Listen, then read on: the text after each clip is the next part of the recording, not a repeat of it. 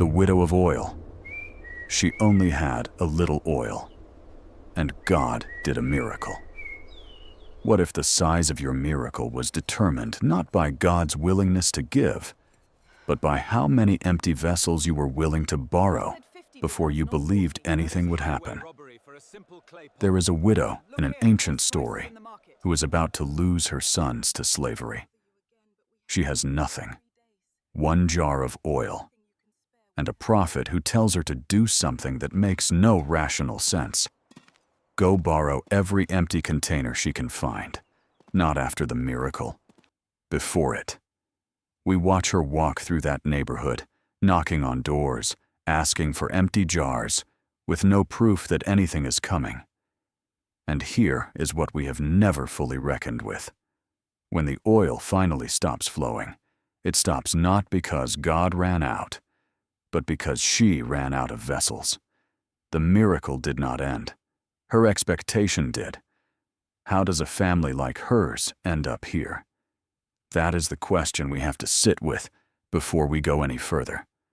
Her husband was a prophet, a man of God, a man who, by every measure of his culture and his calling, was supposed to be under divine protection. And yet he died. He died in debt. Not gambling debt. Not reckless debt.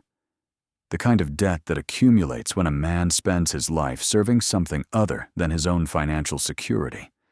He left behind a wife, 2 sons, and a number on a ledger that someone else now owned. We need to understand what that number meant in the ancient world. Under Israelite law, a creditor had a legal claim, not just on your property, not just on your future wages, but on your children. If you could not pay, your sons could be taken as bondservants. They would work off the debt with their bodies, with their years, with their freedom. This was written into the legal code. The system had rules, and the rules permitted it. And the creditor in this story wasn't waiting. He was coming. Tomorrow wasn't a metaphor. Tomorrow was tomorrow. So she is standing in that space between last night and morning. No husband, no income, no savings, nothing she can sell that would come close. She has already done the accounting. We can feel it. The way she must have run the numbers in her head so many times that the numbers stopped feeling real and started feeling like walls closing in. She is not poor in the ordinary sense. She is cornered. And somewhere in that darkness, she decides to go find a prophet. Close your eyes for a moment and try to feel what she feels, not emotionally, physically. The sandals on her feet are probably the same ones she wore when her husband was alive. Everything she owns carries that kind of weight, the weight of before. The house is his house. The furniture is his furniture. Even the grief she wears has a name for it in Hebrew, a specific word for the garment that marks a widow in public. She cannot simply disappear into a crowd. The clothes announce her. She walks through the market and people know. She is a woman without a man, which in the ancient Near East means something far more brutal than loneliness. It means she is legally almost invisible. In ancient Israel, inheritance moved through sons, through fathers, through the male line. A widow did not inherit her husband's estate outright. What she had access to depended entirely on the generosity of the men around her, family, tribe, community. And when a husband died in debt, that generosity had a ceiling. The creditor did not wait for community sympathy to do its slow work.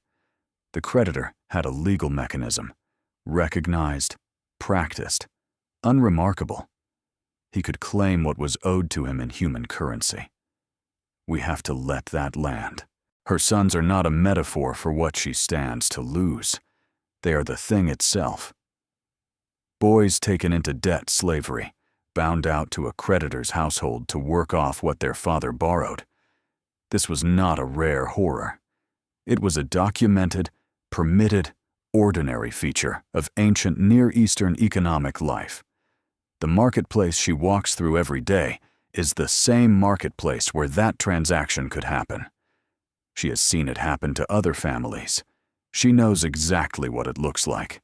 This is her world, not a fairy tale world, not a distant world. Dust on the road, heat pressing down on the market stalls, the smell of grain and animals and commerce moving around her while she moves through it like a ghost, present but uncounted, visible but unseen, a woman whose future is being decided by a number on a ledger she had no hand in making. We are inside that world now. We are standing in it with her. And the question that matters, the question we carry with us from this moment forward, is what happens when that world, that specific, crushing, ordinary world, collides with a prophet who asks a question that sounds almost absurdly small, given the size of the problem.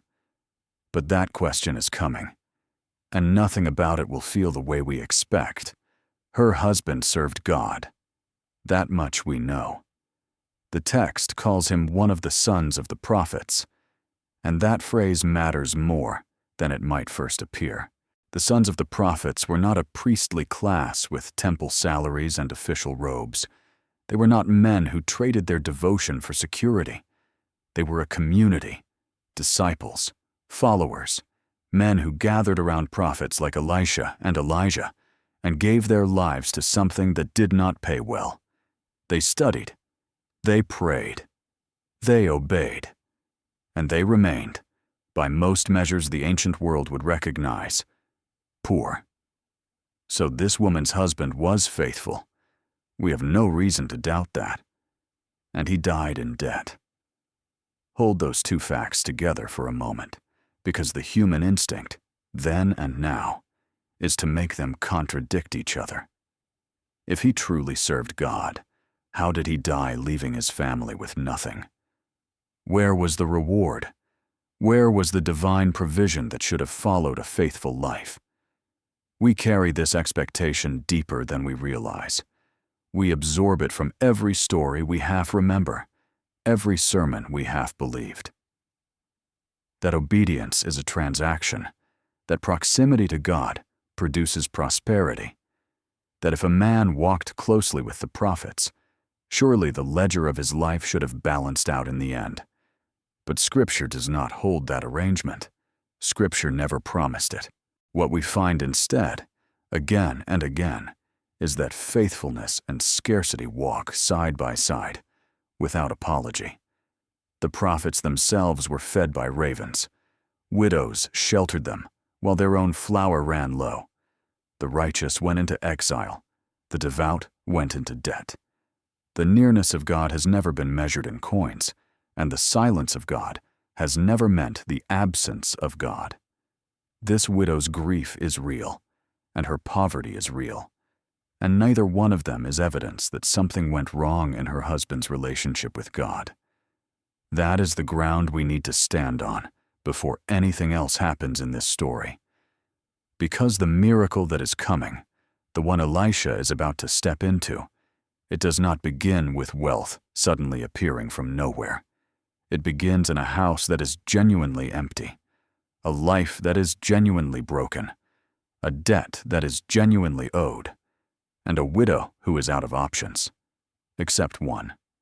She still has her faith, and she still has her voice. So she does the only thing left to her. She goes to find the man of God. What she doesn't yet know is what he will ask of her when she gets there.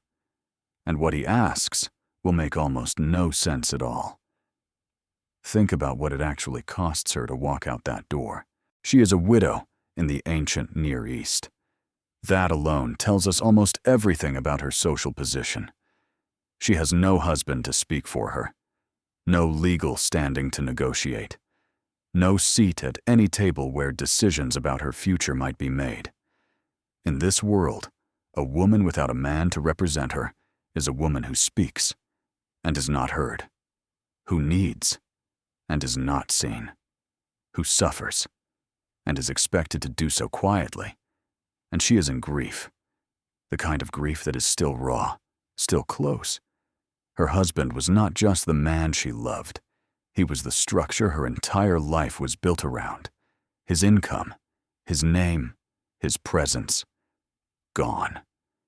And in the space where he used to stand, creditors have moved in. So what does it cost her to go find Elisha and say the words out loud? Everything. It costs her everything that pride and pain and silence have been protecting her from having to admit.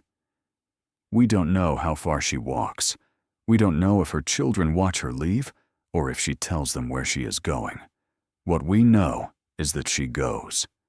She makes a choice in the middle of her grief, in the middle of her crisis, in the middle of a situation that has no visible solution, to cry out. And that is not a small thing. In the biblical world, crying out is not weakness. Crying out is a posture. It is the human being turning toward the source of help rather than collapsing alone. When the Psalms say, "I cried out to the Lord," that cry is the beginning of something, not the end of it. The widow approaching Elisha is moving inside that same ancient current. She is not waiting until she has a plan. She is not waiting until she has something to offer. She is walking toward the man of God with empty hands and a breaking voice. And that walk, before anything is said, before anything is given, is already the first act of faith this story contains. She opens her mouth. She says the crisis aloud. "My husband is dead. The creditors are coming. My sons will be taken." She speaks the unbearable thing into the open air between herself and another human being. And something shifts, not outside her yet, but inside her. Because the moment we name what we cannot carry alone, we have already decided not to carry it alone. She has crossed something, a threshold that has nothing to do with geography. And now, Elisha is standing in front of her. And what he says next is not what she came expecting to hear. He does not reach into his robe. He does not send a servant. He does not write a letter to someone with influence. He asks her a question. "What do you have in your house?" That's it. That is the entire response of the prophet of God to a woman standing at the edge of losing everything. And if we are honest, it sounds almost cruel. She came with a catastrophe. He answers with an inventory request. She came asking for rescue. He responds as though he is filling out a form. We need to sit with that discomfort, because it is not accidental. Think about what Elisha could have done. He was not a powerless man. He had connections. He had a reputation that moved through the region. He had access to kings. He had already performed miracles that people were still talking about. If anyone could have called in a favor, written off a debt, arranged a financial intervention, it was him. And he does none of it. He asks her what she already has. This is not a failure of compassion. This is a pattern. And once you see the pattern, you cannot stop seeing it.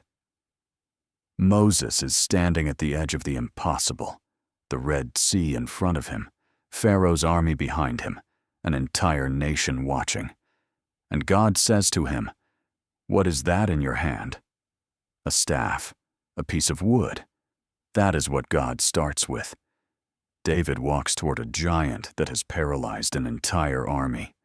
He does not wait for a sword. He does not ask for armor.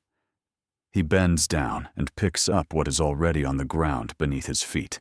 A boy in a crowd of thousands hands over 5 loaves and 2 fish. It is not enough.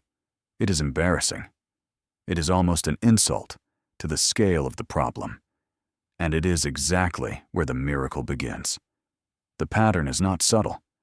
God does not begin with what you wish you had. He begins with what you actually have.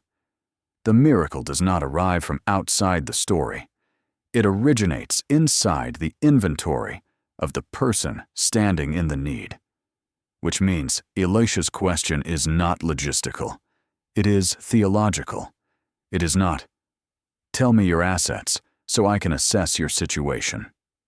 It is, The answer is already closer to you than you think, and I need you to see it before I show you what to do with it. What do you have in your house? She answers. And her answer is the most discouraging thing she could possibly say. She has nothing. Nothing at all, except a small jar of oil. Except. That word is doing more work than she knows yet. And Elisha hears it differently than she says it, because he is not listening for what she has lost. He is listening for what remains. The question has been asked. The inventory has been taken. And now something is about to happen that will make the question make devastating, irreversible sense. We need to stop here for a moment, because that word, except for mort, deserves more than a passing glance. She said she had nothing, and she meant it. From where she stood in that house, with those debts pressing against the door and her son's freedom measured in days, she had nothing. The jar was so small, so insufficient, so laughably mismatched to the scale of her crisis that her mind had already filed it under nothing. It barely registered as an answer. It was almost an apology. But here is what she didn't know she was holding. In ancient Israel, oil was not a kitchen ingredient. It was currency. It was what you burned to keep the dark out at night. It was what you pressed into wounds to slow infection. It was what the priest poured over the head of a king at the moment a man became something more than a man. Oil moved markets. Oil built temples. Oil anointed the sacred. That small jar was not nothing. Not technically. Not economically. Not in any measurable sense. And yet, from her perspective, it was nothing. It couldn't pay the debt. It could not stop the creditor. It couldn't buy back her sons. Measured against what she owed, it was so small as to be invisible. So she named it the way grief names things, with a dismissal disguised as honesty. Nothing at all, except a small jar of oil. That gap between what the jar actually was and what she believed it to be, that is not just a detail in the story. That gap is the story. That is the precise distance faith is asked to travel, not from despair to certainty, not from poverty to abundance, but from I can see what this is worth to I cannot see what God can do with it. And Elisha heard the word except like a man who had been waiting for it, because the exception is never a footnote. In the economy of the miraculous, the exception is always the provision. The leftover is always the starting point. The thing too small to count is always the thing that gets counted first. She has no idea yet. She thinks she has named her poverty. She has actually just named her miracle.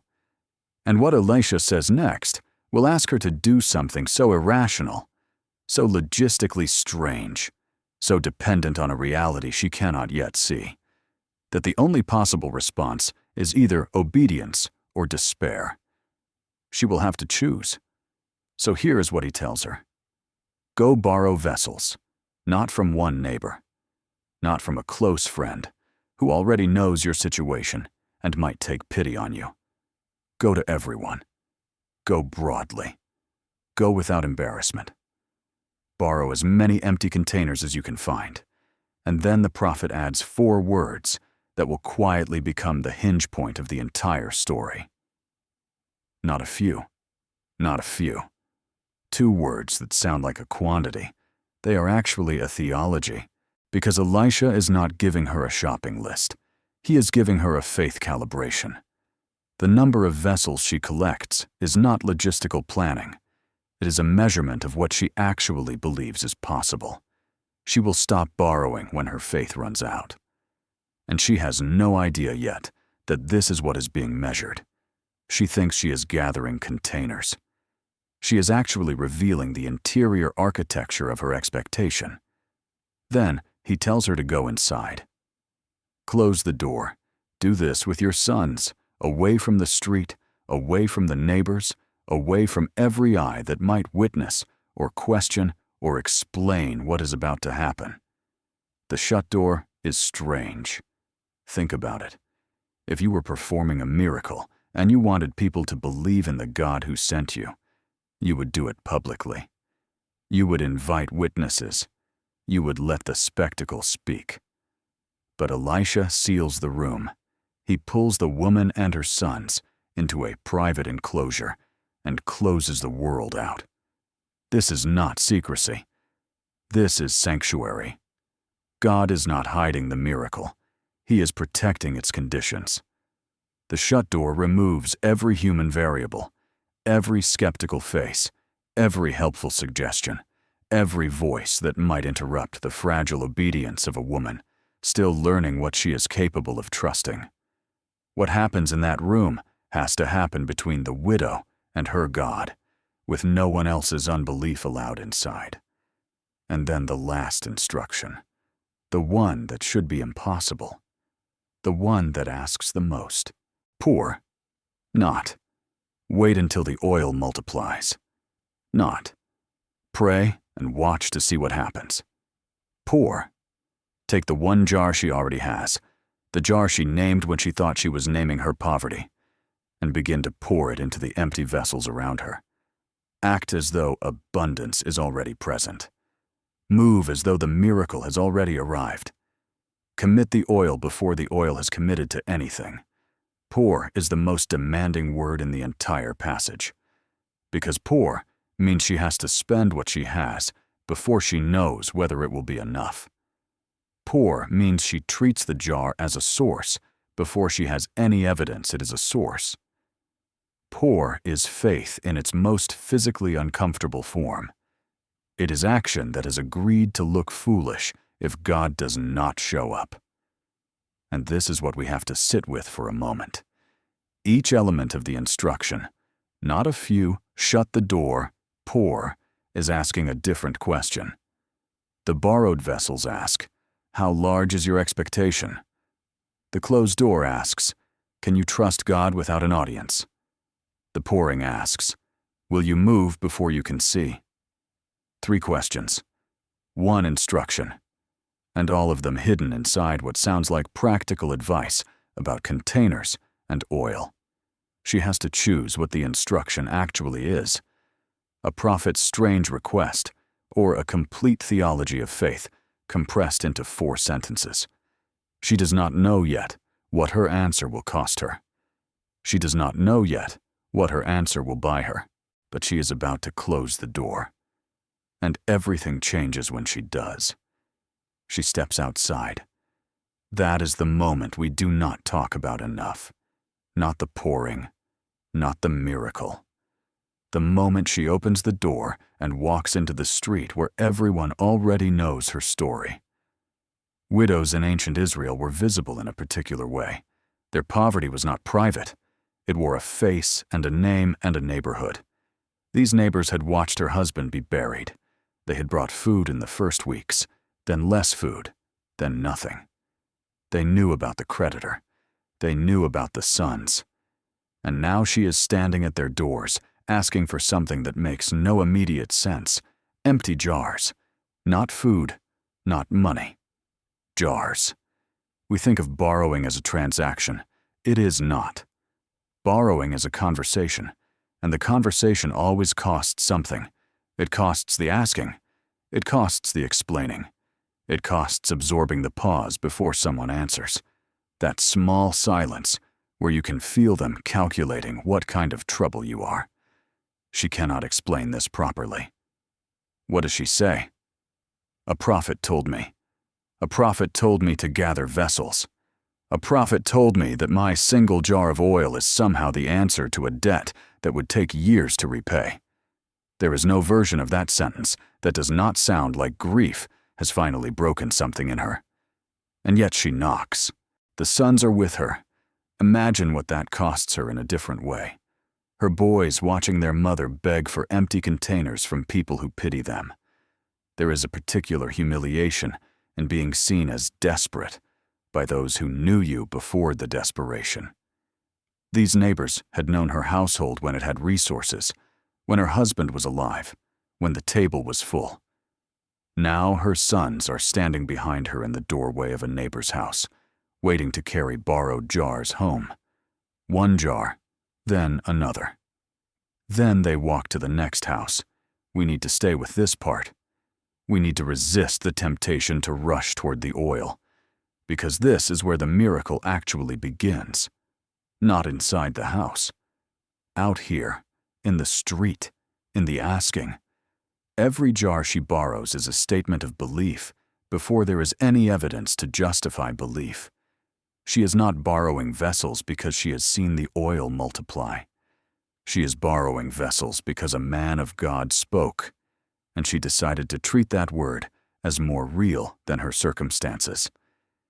Each knock on a door is a vote she is casting for something that has not happened yet. The sons carry the weight of it, their arms filling with borrowed clay and borrowed wood and borrowed trust. Heavier than the containers. The weight of their mother's faith when they cannot yet see what she sees. Did they ask questions along the way? Did they lower their voices walking between houses, asking her what exactly they were doing and why? Did they trust her the way she was trusting Elisha, without full understanding, just movement? We are not told, but they helped. That matters. And she does not borrow just enough. Elisha said many.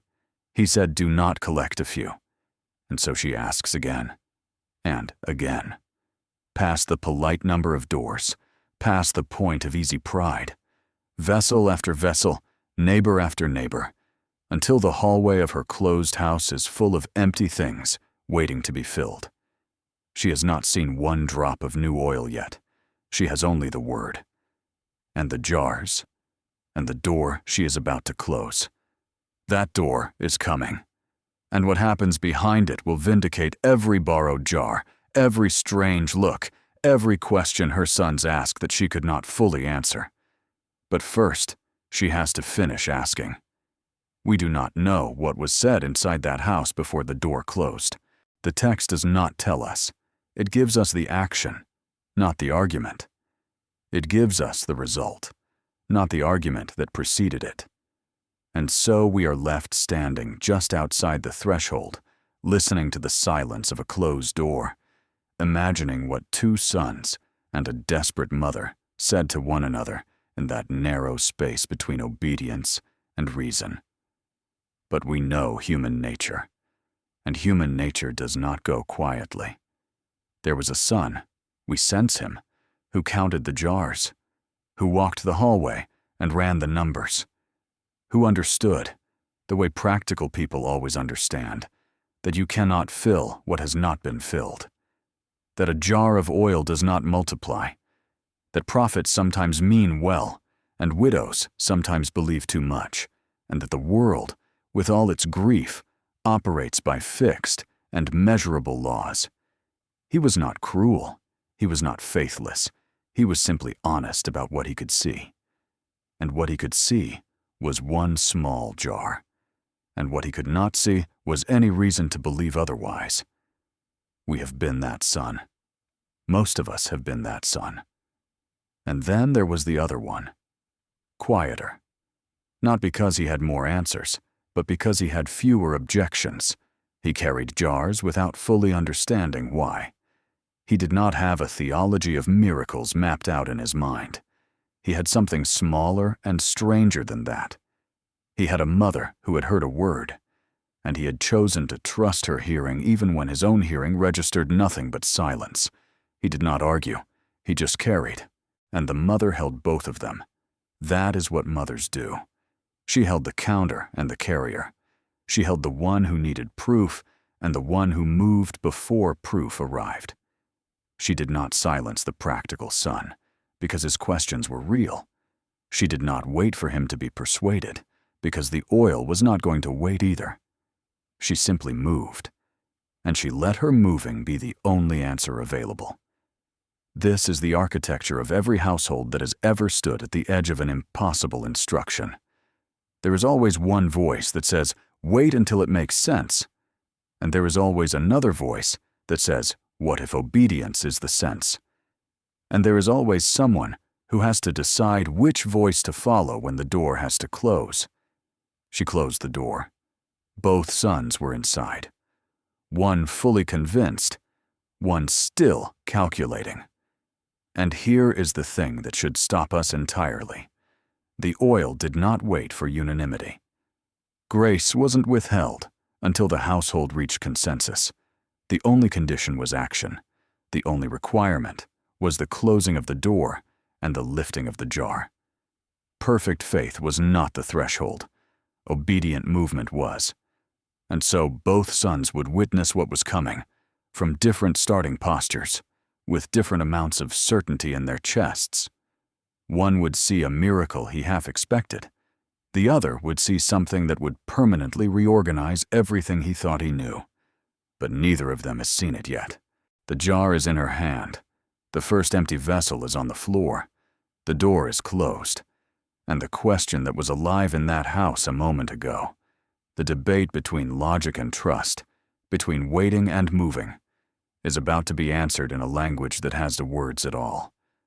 Stop.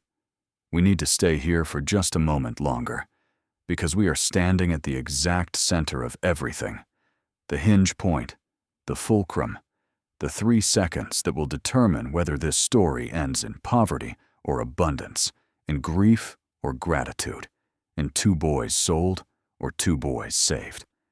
She is not poured yet. That detail matters more than it might seem. Because right now, in this sealed room, the size of the miracle is still being written. The oil has not decided how far it will go. The vessels on that floor have not yet been claimed by grace. Everything that is about to happen, every jar that fills, every son who stays free, every debt that dissolves, is still, in this precise breath, a future that has not locked into place. And here is the thing we need to understand before she tips that jar. The miracle does not begin when the oil flows. The miracle begins when she decides to pour. Obedience is not the response to provision. Obedience is the valve through which provision moves. Grace was always waiting on the other side of this moment, but it needed a human hand to open the way. She's holding the valve. Her hand is trembling, or it is steady. We cannot know which. But the jar is tilting. The first vessel is waiting. And what happens in the next 3 seconds will not just change her story. It will change what we believe is possible when there is almost nothing left. We do not know what she expected. Maybe a trickle. Maybe nothing. Maybe the small, embarrassing silence of a jar that has already given everything it has. Maybe she closed her eyes. But then, it comes. Not a rush, not a flood. Something quieter than that, and somehow more terrifying. A thin thread of gold catching the light. Oil moving. Oil flowing from something that had no right to flow at all. Her hand is tilted at the same angle it has been tilted 100 times before in an ordinary kitchen on an ordinary morning. But nothing about this morning is ordinary anymore. The first vessel fills. We imagine the sound. That low, liquid settling. The way oil finds its level. The way it breathes into a container and goes still. The older son moves without being told. His hands are already reaching for the second vessel. His eyes do not leave his mother's jar. He does not speak. There are no words yet for what is happening in this room. The second vessel fills, and now something shifts in the air. The smell reaches them first.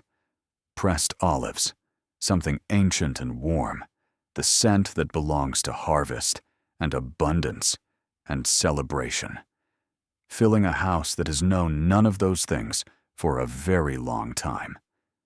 It is the smell of enough. It is almost unbearable.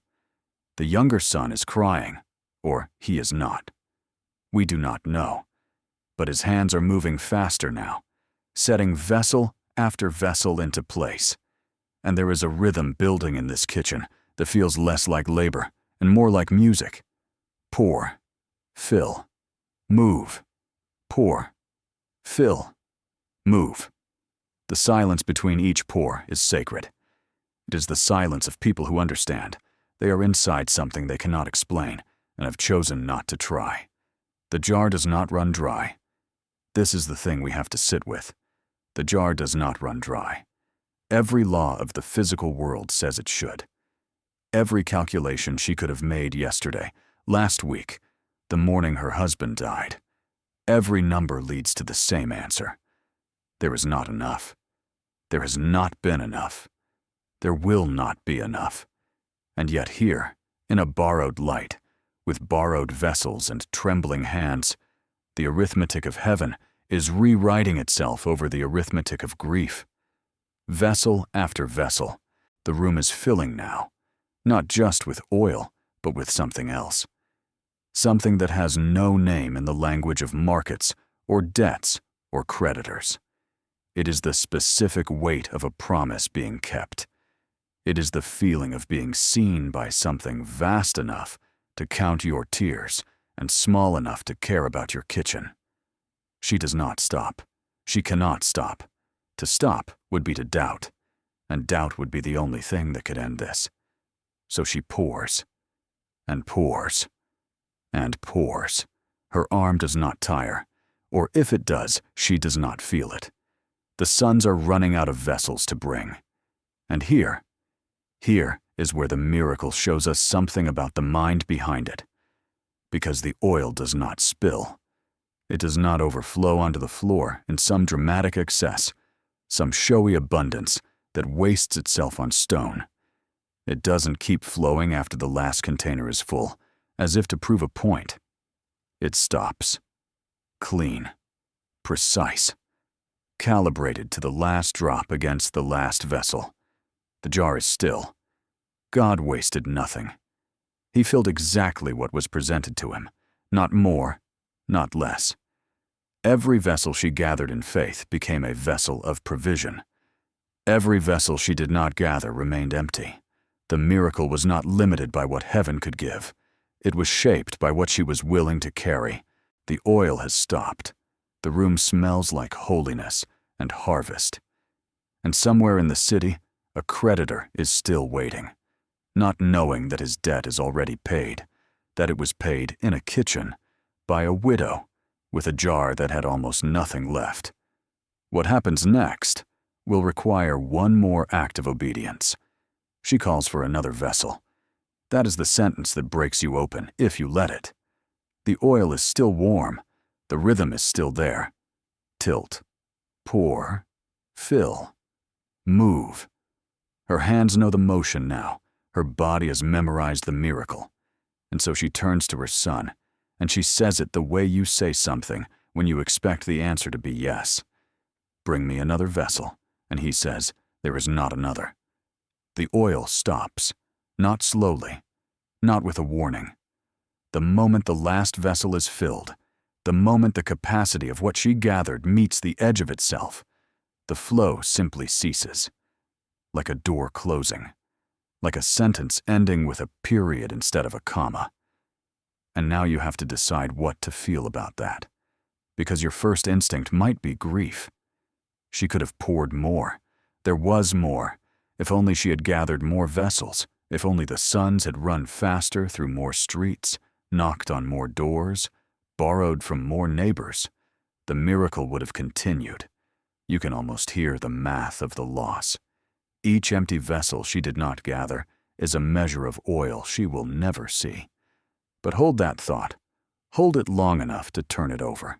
The oil did not stop because God ran out. Heaven did not empty itself and apologize.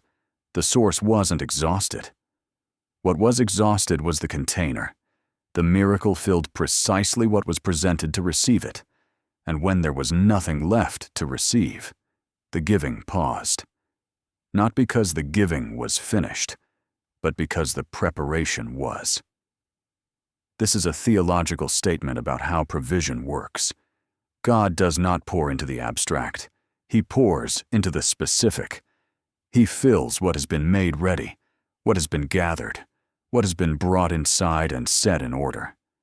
And the oil, whatever the oil means in your own life, whatever debt, whatever fear, whatever shortage has driven you to your knees, the oil always stops at the boundary of what you are willing to prepare for. So the question is not why the oil stopped. The question is why there were no more vessels. And that question does not land as accusation. It lands as invitation. Because the widow did not fail. She gathered what she could gather. She believed enough to fill every container she had access to. She walked to the edge of her own faith, and the oil met her there, at every step, without hesitation. But somewhere in the city, perhaps even on her own street, there were vessels that remained empty. Not because she was unworthy, because she had not yet known to reach for them. The room is quiet now. The suns are standing among the full jars. The oil is still. And there is a weight to this silence that is not the weight of failure. It is heavier than that, and stranger. It is the weight of a miracle that is not over, but is waiting. Waiting for interpretation. Waiting for instruction. Waiting for her to understand what she is holding before she knows what to do with it. She still has not spoken to Elisha. She goes to Elisha, and he does not ask how it went. He already knows. He looks at her, and he speaks 4 instructions, and they are so clean and so final that they land like the closing of a door.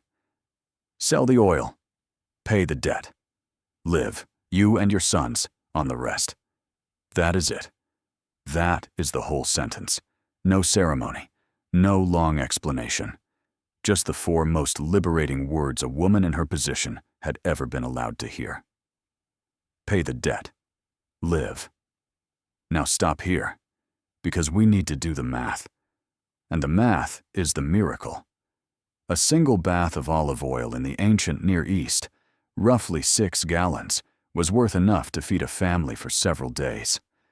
High-grade oil, the kind pressed carefully in a household, carried even more value. It was currency. It was trade. It was the closest thing the ancient world had to a liquid asset, in every sense of that phrase.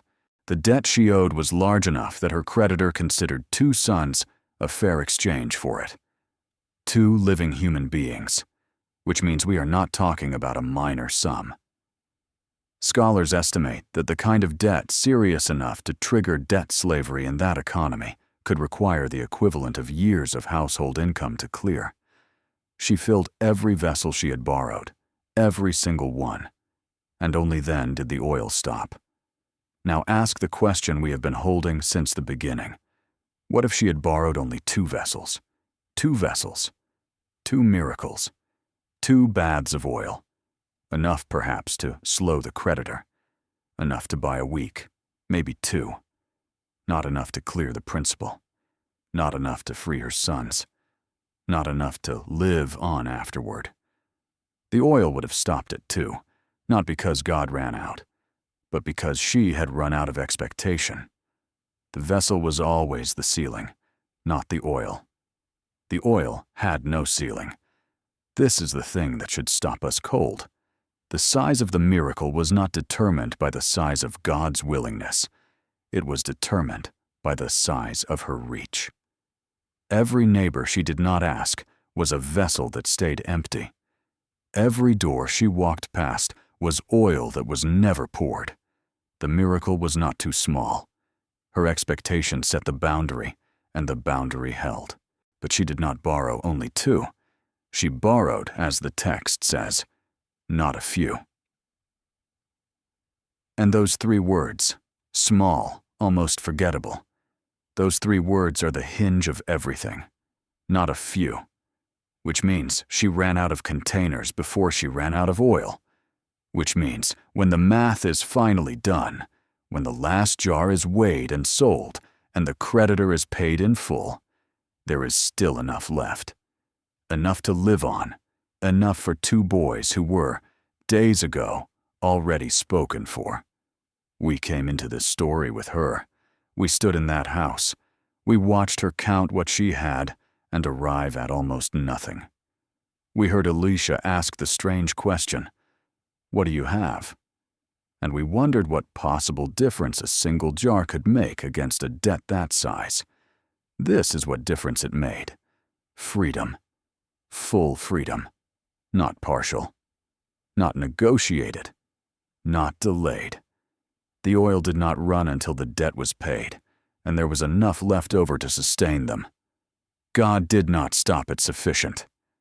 God stopped at more than enough. And he stopped there only because that was where the vessels ended.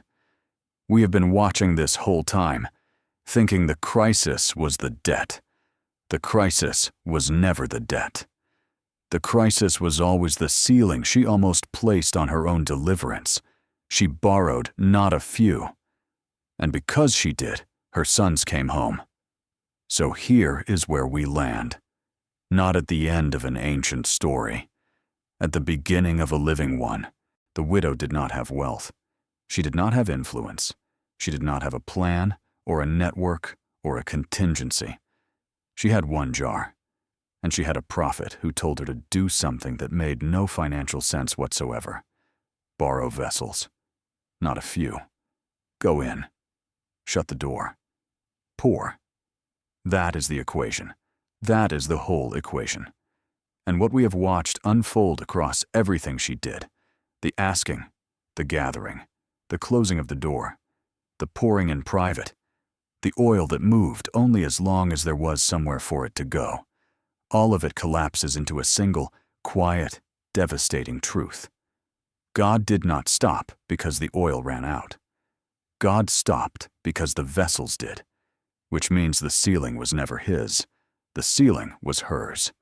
And the invitation, the one she accepted, the one that saved her sons, was the invitation to move that ceiling as far as her courage could carry it.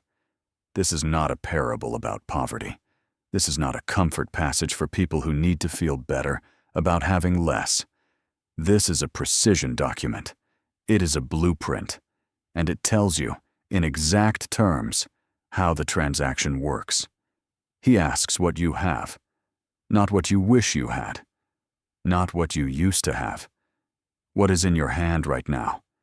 He tells you to borrow more than feels rational, more than your circumstances justify, more than the people watching from outside your door would recommend. He works in private before he validates in public. The miracle happened behind a closed door. The market came after. The testimony came after. The oil did not perform for an audience. It moved in the quiet, in the in-between, where only she and her sons could see. And then he stops exactly where your expectations stopped. Not one vessel beyond what you were willing to gather. Not one drop past the boundary of your belief, made visible through action. This is the part that should unsettle you. Not in a fearful way, in a clarifying way. Because it means the question was never whether God could provide. The question was always how many vessels you were willing to carry in. What are you willing to do with what little you have left? Everything. That is the answer she gave, not in words, in motion. She sent her sons into the street. She borrowed until the neighbors ran out of vessels to lend. She shut the door. She poured without proof. She trusted the process before the process made any sense to trust. And the oil moved. So the story is not behind us.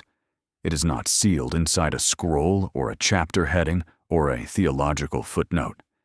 It is in front of you, open, breathing, waiting on the same question it has always been waiting on. Not how much do you have, not how bad is the debt, not how impossible does it look from the outside. How many vessels did you bring? Because that number, not God's willingness, not God's power, not God's capacity, that number is your ceiling. And the only thing standing between where you are and where the oil could take you is the willingness to go back, borrow more, shut the door, and pour again. The widow knew this. Her sons came home. Now you know it too. So the question comes to you now, not to her. to you. What do you have in your house? Not what you wish you had. Not what you used to have. Not what you would have if things had gone differently. What is already there?